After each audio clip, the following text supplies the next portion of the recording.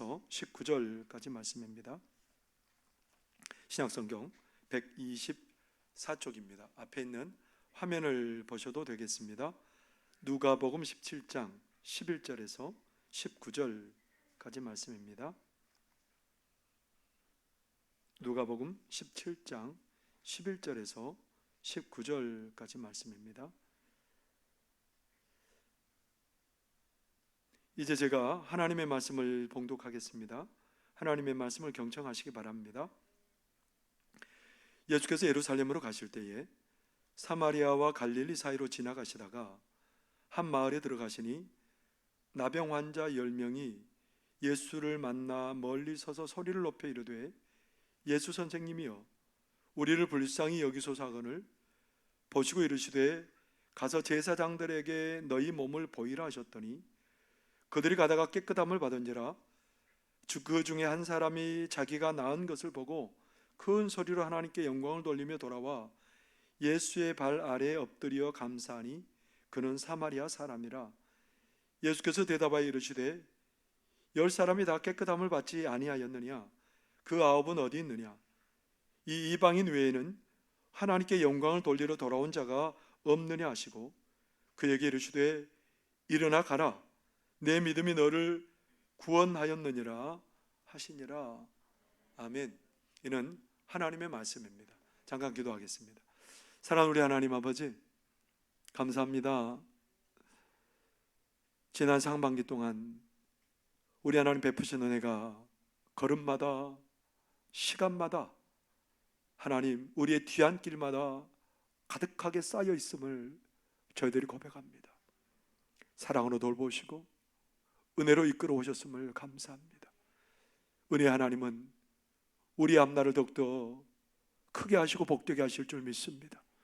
이 시간 그 소망이 우리 가운데 가득하게 하여 주옵소서. 이 시간 말씀 붙들게 하여 주시고 하나님을 신뢰하는 그 믿음이 더욱더 깊어지도록 은혜 내려 주옵소서. 하나님 치료할 자들을 치료하여 주시고 하나님 회복시켜야 될 자들 회복시켜 주시고 하나님 아버지 깨끗하게 해야 될 자들 깨끗게 하여 주옵소서. 그래서 하나님 우리의 하나님 남은 하반기를 하나님이 동행하시고 함께 하심으로 말미암아 간증할 것들이 넘쳐나는 그런 하반기 되도록 은혜 내려 주옵소서. 하나님 그 하반기를 살아갈 은혜가 이 시간 우리 심령에 충만하게 임하게 하여 주옵소서. 예수님 이름으로 기도하옵나이다. 아멘. 오늘도 우리 하나님의 은혜를 삼함에 나온 우리 사랑하는 성도님들에게 하나님의 위로와 평강이 가득하기를 바랍니다. 인도의 길거리에서 한 소녀가 11살 먹은 한 소녀가 망고를 팔고 있었습니다. 이 망고의 하나의 가격은 한 750원 정도 된다고 합니다. 이 소녀가 왜 망고를 팔고 앉아 있느냐면 원래 코로나 때문에 학교를 가지 못하게 되었답니다. 학교를 가지 못하게 되었는데 학교를 못 가니까 휴대폰이나 아니면 태블릿 PC 같은 그런 도구를 이용해서 수업을 따라가야 되는데 가정 형편이 안 되니까 할 수가 없는 거예요. 이 아이의 꿈은 장차 교사가 되어서 아이들을 가르치는 게 꿈인데 그런 꿈을 한 걸음 다가가는 기회를 놓치고 말았습니다. 그래서 이 아이가 이제 그걸 팔아서 휴대폰을 사려고 그렇게 지금 길거리에서 망고를 팔고 있는 겁니다. 근데 그게 쉽지 않아요. 돈을 모으기가 쉽지 않아요. 아버지가 코로나 때문에 실직했고요. 자기 집에 있는 또 자매들 둘도 있고 그래서 자기가 그 생계를 책임져야 되는 그런 상황이에요. 그래서 그걸 팔면 뭐 양식 사는데 다 써버리고 휴대폰을 살 수 있는 상황이 안 되는 거예요. 거리를 지나가던 그 기자가 그런 사연을 알고 인터넷에 그런 것들을 올렸습니다. 그 소녀의 사정을 올렸는데 한 기업가가 사업가가 그 소식을 접하고는 망고 하나에 15만 원 주고 사겠다는 거예요. 12개를 사겠답니다. 12개를 망고 12개를 사겠다는데 12개를 샀는데 그 가격이 182만 원 이렇게 지불하고 샀습니다. 이 미담이 알려지게 되었고 언론사와 그러한 대화를 통해서 뭐라고 말하냐면 이 사업가가 나는 자선 활동을 한 게 아닙니다. 그저 망고를 샀을 뿐입니다. 나는 소녀의 투지에 감동했습니다. 그렇게 말했답니다. 이 소녀도 그 사업가의 그 마음이 너무 감격하고 감사해서 이제 휴대폰을 사서 열심히 수업을 듣겠다라고 그렇게 말합니다. 이 소녀는 가난했기 때문에 그렇게 이분 감사가 너무너무 가슴에 와닿았던 거예요. 깊이 와닿았다는 거예요. 요즘 어떠세요? 정말 가슴 깊이 감동하고 감격하신 적이 있으세요? 맥주 감사주일이라 그러니까 감사하기는 해야 되는데 감사할 것이 생각나기보다는 너무너무 무감각하고 무덤덤해요. 감사가 생각나기보다는 오히려 나에게 없고 그러한 것들 때문에 뭐 감사보다는 불평이 우리 마음에 어쩌면 생겨날 수도 있습니다. 이게 없고 저게 없고 그럴 수도 있습니다. 어떻게 보면 우리의 삶이 점점 더 넉넉하다 보니까 그것 때문에 감사할 일들이 참 줄어드는 것 같습니다. 자꾸 감사를 경험하면 그 감사가 감사한 줄 모르고 살아가는 게 우리의 인생이에요. 서울에 거주하는 어떤 분이 건물을 가지고 있었습니다. 건물을 가지고 있었는데 형편이 굉장히 어려운 가정을 만났는데 그 어려운 가정을 돕고 싶어서 지하의 방을 공짜로 지하 그 칸을 그 가난한 분에게 내어줬답니다. 그런데 이분이 갑자기 돌아가셨어요. 그 건물을 공짜로 빌려준 이 건물주가 돌아가셨습니다. 그래서 그 건물주의 아내가 이제는 그 건물을 빼어내서 세를 줘야 되겠다는 생각을 하고 있는 거예요. 근데 이 가정은 이제 좀 모든 기반이 펴서 세 사람이 경제 활동을 하는 거예요. 이 어렵게 살았던 그 시절에 이제 그런 것들을 좀 벗어날 수 있었는데 이 아내 되는 사람이 가가지고 이제 우리 집이 어려우니까 남편도 돌아가시고 우리 집이 어려우니까 이 건물을 빼내서 이제 세를 주려고 한다. 그렇게 의사를 전달했답니다. 여러분 그런 얘기 들으면 어떻게 될 것 같습니까? 정말 감사합니다.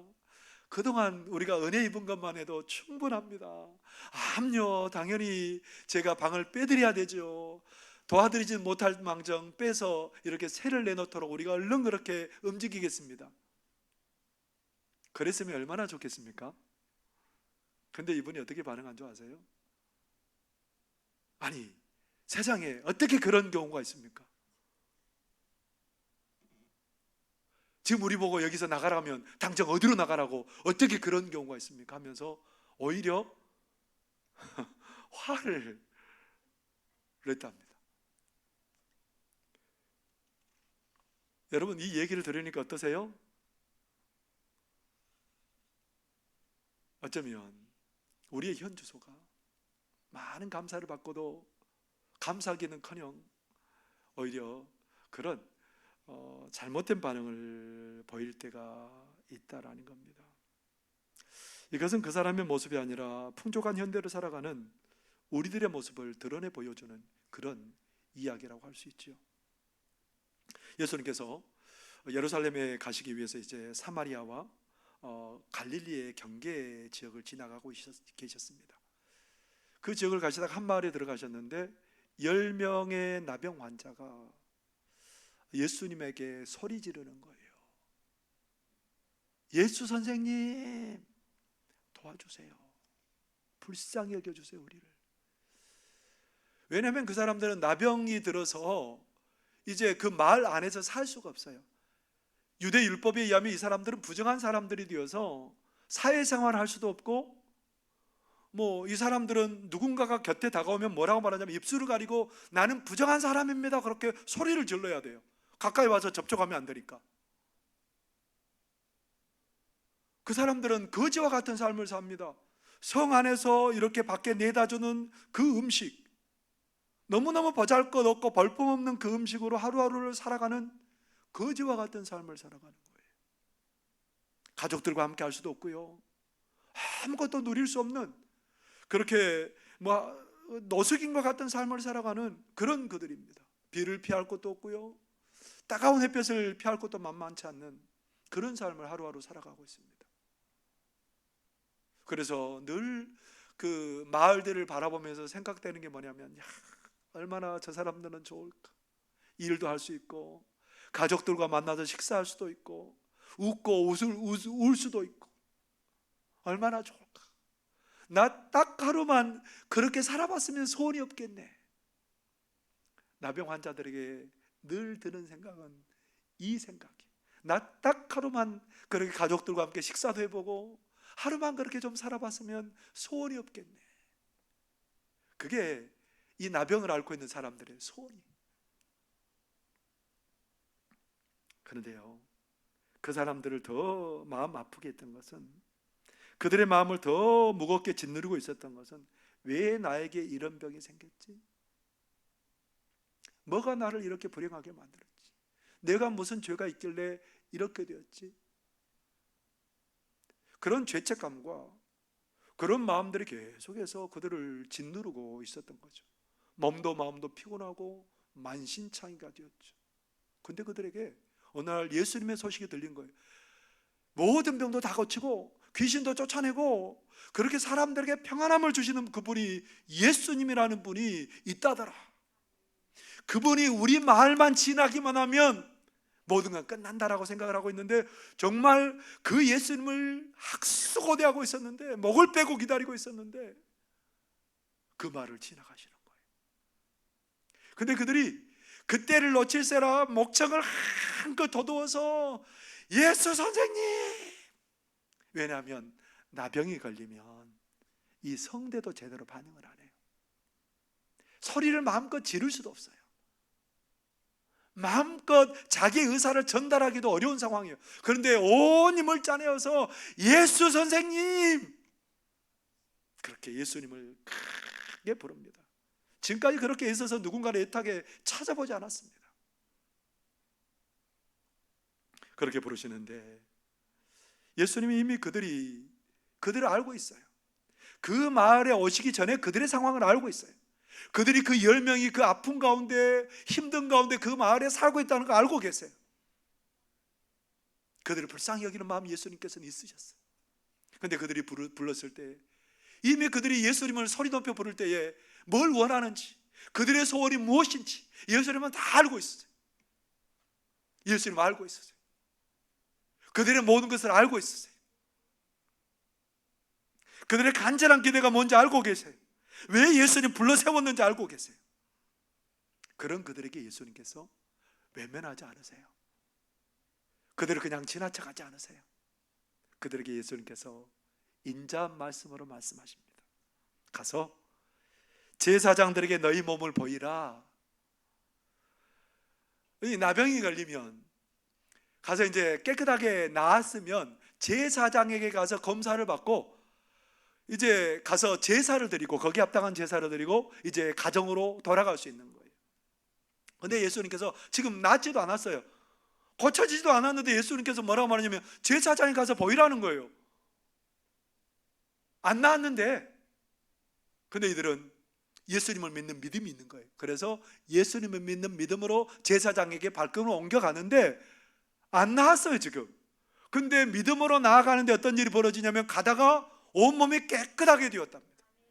다 낫게 되었답니다. 온몸이 깨끗하게 되었는데, 그래서 이제 9명은 제사장에게 막 뛰어가고요, 한 사람 사마리아인은 예수님께 돌아옵니다. 하나님께 영광을 돌리며 예수님 앞에 돌아와서 예수님의 발 아래 무릎을 꿇고 예수님께 감사합니다. 이 모습을 보고 예수님께서 뭐라 그러셨을까요? 이 이방인 외에는 하나님께 영광을 돌리러 돌아온 자가 없느냐? 나머지 9은 어디 갔느냐? 그렇게 예수님께서 물어보십니다.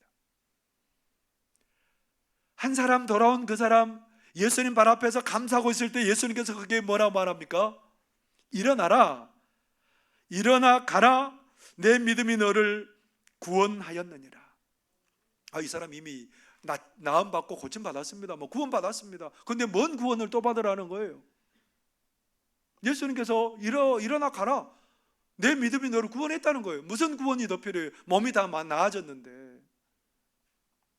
근데 예수님께서는 이 사람이 그 몸보다 더 중요한 것은 그의 죄의 문제, 그의 영혼의 구원을 우리 예수님께서는 선포해 주셨어요. 완전한 구원을 맛보도록 예수님께서 그렇게 말씀해 주셨다라는 겁니다. 오늘 우리가 이 사건을 통해서 느낄 수 있는 것은 감사하는 게 쉽지 않다라는 거예요. 예수님이 원하는 감사를 드리는 게 정말 쉽지 않다라는 겁니다.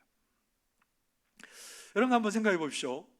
이 9명의 사람이 감사하는 마음이 있었을까요? 없었을까요? 없었으면 인간이 아니죠. 감사하는 마음이 있기는 있는데 그들에게는 더 관심 있는 문제가 있다라는 겁니다. 예수님께 돌아와서 감사하는 것보다 더 중요한 문제가 있었어요. 그게 뭘까요? 제사장에게 올라가서 내가 나음 받았다고 그렇게 선포되고, 그래서 가정의 품으로 돌아가고, 이제 그 지긋지긋한 어려운 그 돌과 같은 그 잠자리에서 이제 벗어나게 돼서 푹신한 집에 가서 평안을 누리고 살 수 있고, 이제 그렇게 정말 박한 음식이 아니라 맛난 음식을 먹을 수도 있고, 내 마음대로 사람들을 만날 수도 있고, 이런 생각에 들떠서 막 돌아가는 거예요. 지금 빨리빨리 가는 거예요. 감사하는 것보다는 그거에 오히려 관심이 있는 거예요. 사랑하는 성도 여러분, 어쩌면은요, 그들은 감사했을 수도 있어요. 예수님 만나면 꼭 감사하려고 했을 수도 있어요. 그러나 그들의 관심은 뭐예요? 감사하는 것보다는 지금 내가 살아가는 그 문제를 해결하는 일에 훨씬 더 관심이 많았던 사람이라는 거죠. 그런데 우리 예수님께서 원하시는 감사는 어떤 감사일까요? 우리의 일상에 일어나는 작은 일에 감사하고 감격하는 거예요. 오늘 이 10명의 나병 환자들이 원했던 게 뭘까요? 가족과 살아가는 거예요. 가족과 머리 맞대서 하루를 그렇게 밥 먹으면서 웃으면서 행복하게 그렇게 살아가는 거예요. 일하고 살아가는 거예요. 사람들과 만나면서 그렇게 살아가는 거예요. 그 하루가 너무너무 그들에게는 정말 감사거리였던 거죠. 근데 그 삶을 살고 사는 사람들은 감사가 아니에요. 그냥 일상적인 거예요. 어쩌면 여러분, 두 발로 걸어 다니는 거 감사해 보신 적 있으세요?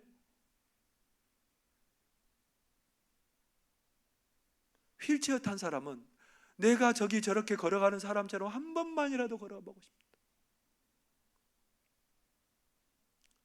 자녀가 말을 못하고 어려운 가운데 있는 부모들은 내 자녀에게 한 번 시원하게 말 한 번이라도 하고 싶다. 여러분 오늘 저를 보면서 윙크 한번 해보실래요? 윙크 되세요? 눈은 잘 깜빡여지세요?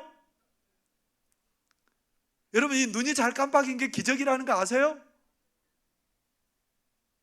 전혀 감사하지도 않고 이게 기적이라고 생각하는 건 더 웃긴 거고, 목사님 이 아침부터 무슨 말씀을 하시는 겁니까?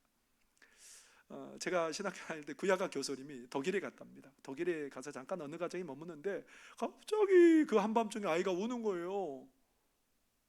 왜 우냐면 이 아이는 눈이 안 감기는 거예요. 그래서 눈이 안 감겨서 이 아이가 안약을 넣어달라고 우는 거예요. 지금 너무너무 고통스러워서. 그런 사람에게는 눈 한 번 깜빡여버리는 게 소원인 거예요. 우리의 삶의 모든 것이 어찌 의대라고 얘기하지 않을 수 있겠습니까? 내가 음식물을 삼키고 그것을 배설할 수 있는 그 모든 게 어떻게 은혜가 아닐 수 있겠습니까? 오늘 아침에 오늘 저녁에 우리 가족들의 얼굴을 보고 함께 웃을 수 있고 대화할 수 있는 게 어찌 은혜라고 얘기하지 않을 수 있겠습니까? 지극히 작은 것 하나하나가 다 감사였던 거죠. 그것을 우리는 너무 그냥 일상적인 거라고 생각하고 감사하지 않고 있었어요. 그 9이 어디 있냐? 특별한 일이 일어나야 감사한 줄 알았는데 오늘 우리 주님께서 그런 우리들에게 말하는 거예요. 그 9 어디 있니? 개그맨 김기욱 씨가 있습니다. 2005년에 SBS의 우차사에 출연했던 그런 그 개그맨인데요. 이 개그맨이 그 한 프로에 그 우차사에 그 이렇게 나가면서 막 굉장히 이렇게 인기가 있어지는 거예요. 3주 만에 광고를 찍게 되었습니다. 제과 광고를 찍게 되었고요.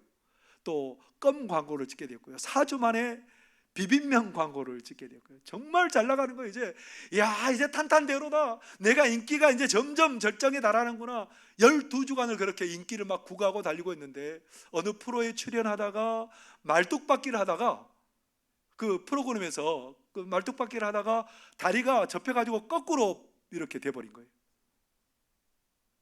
119 차가 와가지고 싣고 이제 병원에 갔는데, 병원 의사들이 하는 말이, 이제 동맥이 늘어지고 얇아져서 기능을 못한다는 거예요. 이런 경우에는 다리를 절단해야 된다.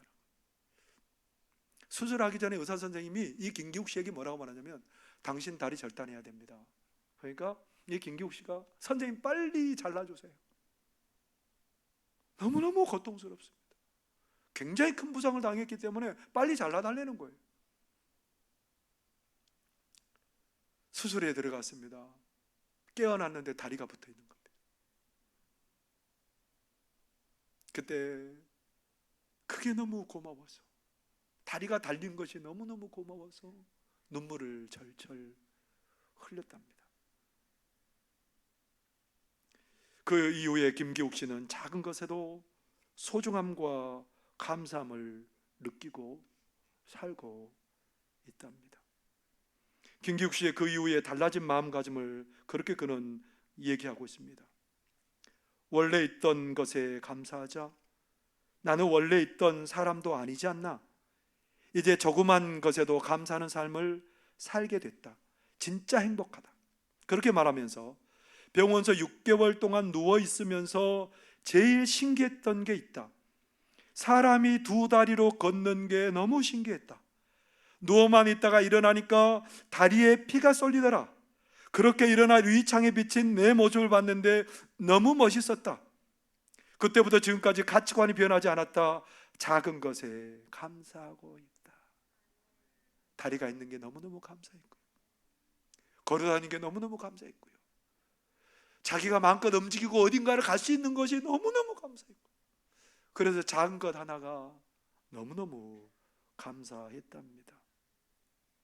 현재 그가 어떤 삶을 살아가고 있을까요? 영상 관련 사업을 하고 있는데요, 그 사업을 한 지 1년이 됐답니다. 10명의 직원을 두고 있는데 연 매출 20억 정도를 목표로 하고 일을 하고 있답니다. 작은 것에 감사하는 그 인생을 우리 하나님은 복되게 하십니다. 작은 것에 감사하는 그 인생을, 하루하루를, 순간순간을 의미 있게 살도록 도와주신다는 거예요. 내가 숨 쉴 수 있는 것에 감사하는 사람은 어떤 삶을 살겠어요? 야, 하나님이 나를 숨쉬게 하시는구나. 내가 이 숨을 가지고 어떻게 살아가야 될까? 내가 숨쉬는 이 호흡을 가지고 어떻게 살아야 하나님의 기쁨이 될까? 이것을 생각하면서 하는 사람이 된다는 거예요. 또 내가 들을 수 있고 말할 수 있는 것에 감사하는 사람들은 어떻게 살아갈까요? 내가 어떤 사람의 소리를 듣고 살아가야 될까? 나에게 도움을 호소하는 사람에게 어떻게 내가 반응을 할까? 내가 많은 사람들에게 어떻게 사람들이 위로하고 소망을 주는 말을 할까? 그러니까 작은 것에, 말할 수 있는 것, 움직일 수 있는 것, 작은 것에 감사하는 사람들은 삶의 의미를 부여하고 그렇게 복된 삶을 살아갈 수밖에 없다라는 거예요. 그래서 우리 예수님께서는 그것을 알기 때문에 뭐라고 말해요? 그 아홉 어디 있냐? 왜 아홉은 나에게 감사하러 오지 않았어? 이 의미가 아니라는 거예요. 그 아홉 어디 갔어? 그렇게 예수님께서 그들을 정죄하고 싶어서 그런 얘기한 게 아니에요. 그들이 감사하러 왔을 때는, 야, 저들이 작은 일에 감사해서 의미 있는 삶을 살겠구나. 그게 예수님의 바람이었죠. 우리 예수님에게 부족한 게 뭐가 있어요? 예수님 누구에게 감사를 받아야 흡족해지신 분이 아니에요. 예수님 모든 것에 다 있으신 분이에요. 근데 예수님께서 그들의 아홉이 어디 있는지 물어보신 이유는 작은 일에 감사하는 그들의 삶이 더 부유해지고 풍성해질 것을 알기 때문에 그 아홉이 어디 있는지 안타깝게 물어보시는 거지요. 여러분, 오늘 우리에게 물어보세요. 아홉은 어디 있니?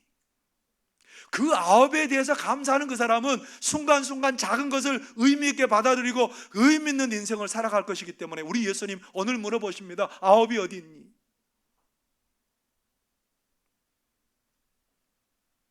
작은 것에 감사하는 그 인생을 우리 하나님이 복되게 하십니다.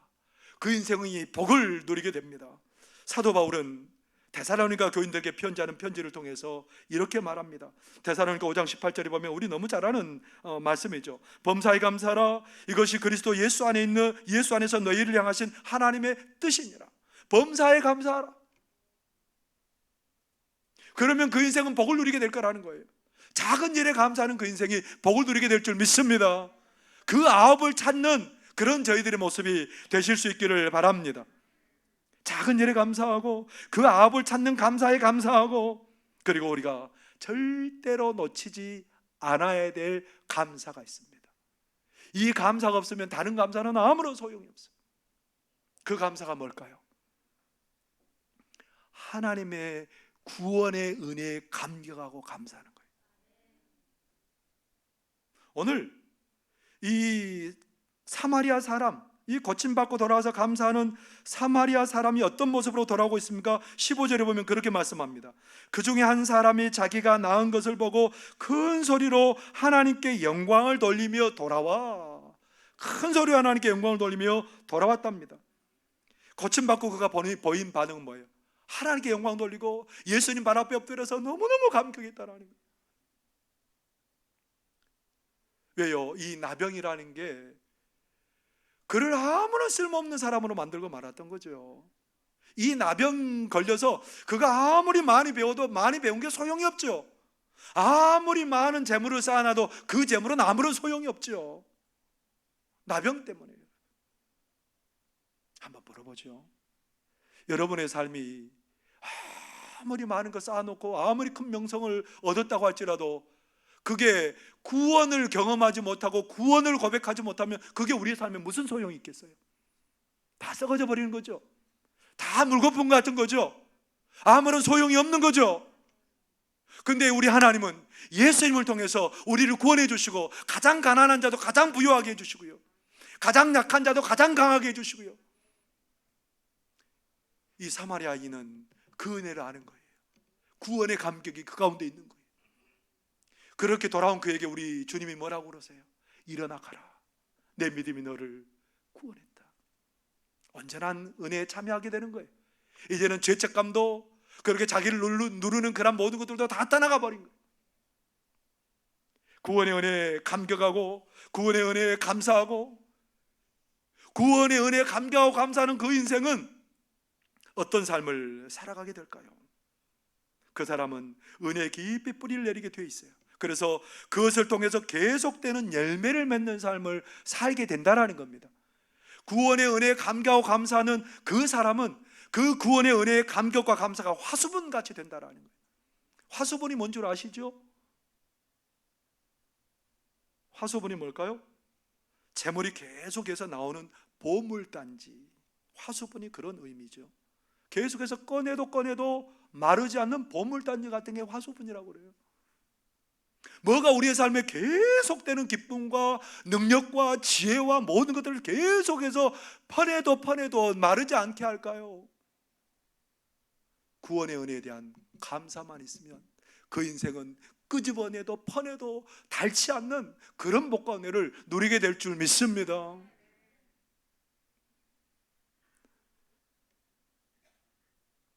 우리 하나님께서는, 우리 주님께서는 그것을 알기 때문에 이 돌아온 그 한 사람을 바라보면서 너무너무 기뻐하셨다.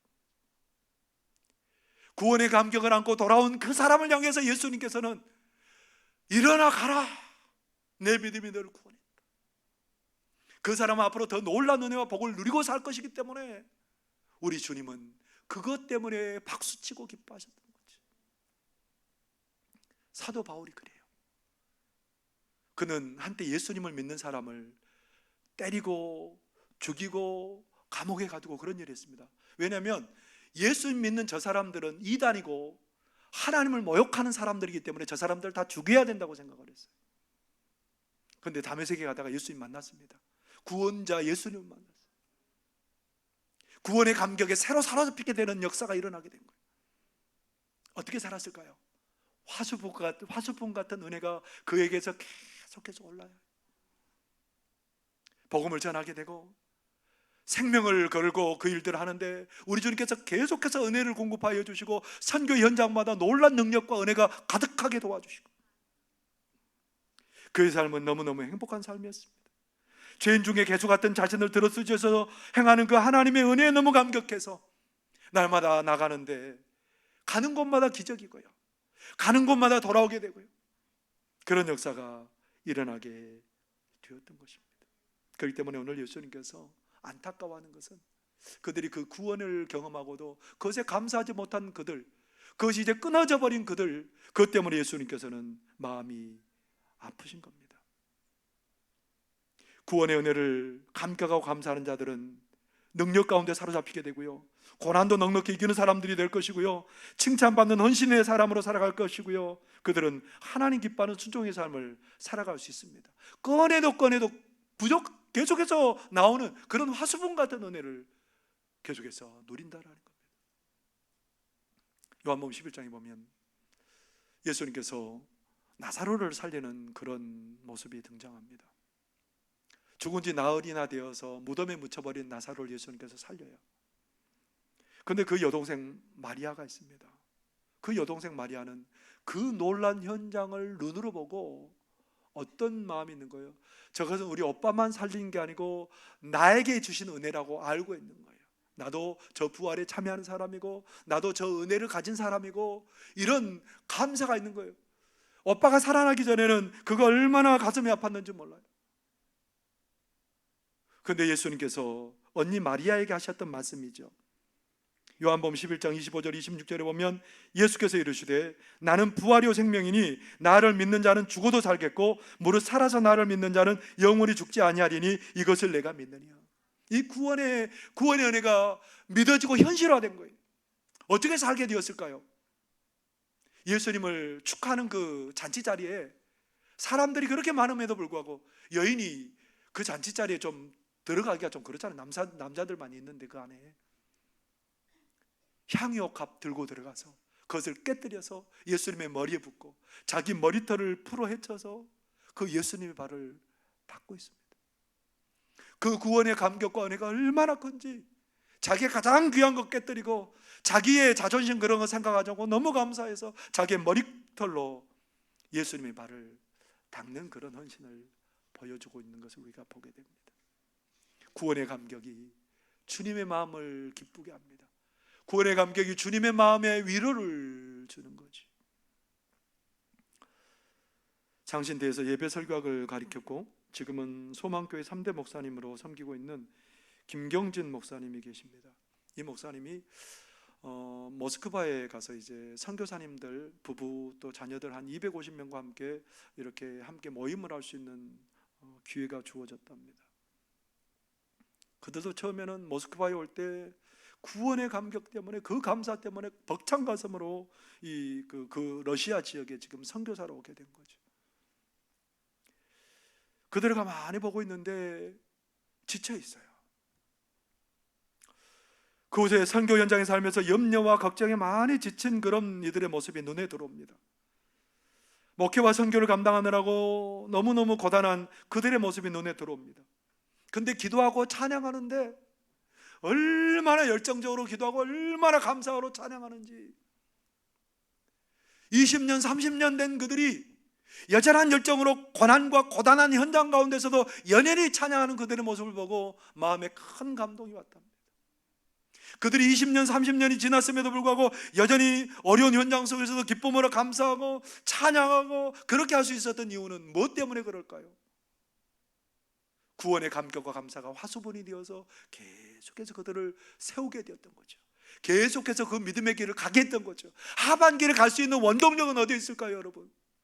다른 데 있는 게 아니에요. 우리의 지혜에 있는 게 아니고 능력에 있는 게 아니에요. 구원에 감격하고 감사하는 그를 하나님께서 화수분처럼 그 삶 가운데 모든 것을 더하시고 공급하시는 그런 은혜와 복을 주실 줄 믿습니다. 그래서 이사야 선지자를 통해서 우리 하나님 우리에게 이렇게 말씀하십니다. 그러므로 너희가 기쁨으로 구원의 우물들에서 물을 기르리로다.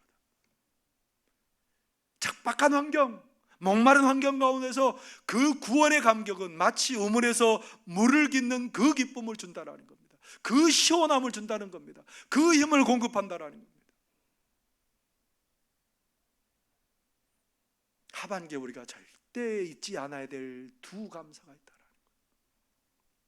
우리의 작은 일에 감사할 수 없는 모든 일에 감사하는 그 감사가 우리 가운데 넘치기를 바랍니다. 나를 구원해 주신, 나는 아무 쓸모없고 나는 구원이 아니면 아무것도 아닌 인생이 되어버릴 우리를 구원하신 그 구원의 감격이, 그 감사가 우리 가운데 늘 살아있기를 바랍니다. 매일 아침마다 저녁마다 그 감격 가운데 사로잡히는 그런 우리들이 되기를 바랍니다. 이 두 가지 감사는 우리를 세울 줄 믿습니다. 이 두 가지 감사는 우리를 기쁨을 줄 줄 믿습니다. 이 두 가지 감사가 하나님의 사람으로 하나님 사람 되게 하는 그런 복과 은혜를 누리게 될 줄 믿습니다. 작은 일에 감사하고 구원의 은혜에 감사하는 그런 복된 하반기가 되시기를 바랍니다. 기도하겠습니다. 사랑하는 하나님, 은혜를 이렇게 잊고 살았습니다. 아버지 하나님, 은혜 아닌 게 없었고요. 그래서 하나님, 모든 것이 감사할 것뿐입니다. 아버지 하나님, 우리가 날마다 구원의 은혜에 감격하며 아침마다 저녁마다 하나님 우리가 길을 걸을 때마다 그 구원의 은혜에 감격하며, 마치 하나님 목마른 자가 우물에서 물을 길어서 하나님 그 물을 마시고 기뻐하는 것처럼 고단한 인생길을 살아간 우리가 그 구원에 인한 기쁨으로, 구원의 은혜로 하나님 그렇게 날마다 기쁨이 넘치게 하여 주시고 힘이 넘치게 하여 주시고 하나님 찬양이 저희들 입술의 가운데 가득하도록 도와주옵소서. 우리가 잃어버렸던 9가지 감사를 회복하게 하여 주시고 하반기에는 지극히 작은 일에도 감사하게 해주시고 범사에 감사하는 그런 우리들 되도록 도와주옵소서. 예수님 이름으로 기도하옵나이다. 아멘.